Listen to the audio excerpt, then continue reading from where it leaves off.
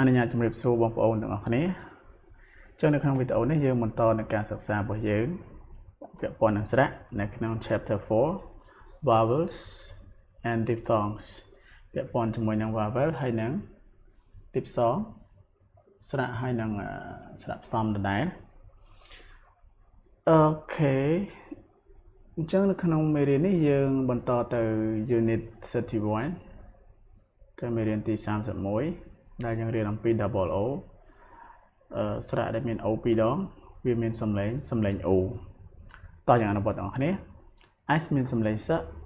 double O គឺស្រៈ U ស U ស៊ូ N ស៊ូនឹងណា soon ពេលទី2 T មានសំឡេងថ double O មានសំឡេង U ថ U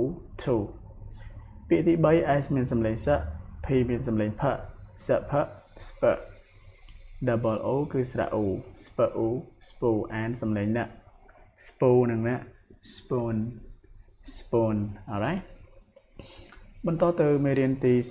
32 double O ដដែលចឹង double O អាចមានសំឡេង2អាហ្នឹងយើងរៀនចាំណាវាមានសំឡេង O ផងអាចមានសំឡេង O ផងអាចមានសំឡេងអផងប៉ុន្តែសំឡេងអដូចជាមិនមានច្រើនពាក្យទេពាក្យច្រើនឃើញ2នឹងឯងចឹងយើងបន្តទៅ B មានសំឡេងប L សំឡេងល ប ល បល double O នេះស្រៈអ បលអ បល បល D ដ បលនឹងដ blood ពាក្យទី2 F សំឡេង F L សំឡេងល F ល fl double O គឺស្រៈអ fl អ fl D សំឡេងដ flood ឥឡូវនេះ blood ក្រោមនេះ flood ខុសថាសូរស័ព្ទខាងដើមណាយ៉ាត់ច្រឡំគ្នាអូខេអញ្ចឹងមេរៀនទី31 double O និង32 double O ដែលមានសំឡេង O ផងនិងសំឡេងអផងមានតែប៉ុណ្ណឹងព្យាយាមចាំឲ្យបងប្អូនហើយយើងចប់តែប៉ុណ្ណេះមេរៀននេះជួបគ្នានៅក្នុងវីដេអូបន្តទៀត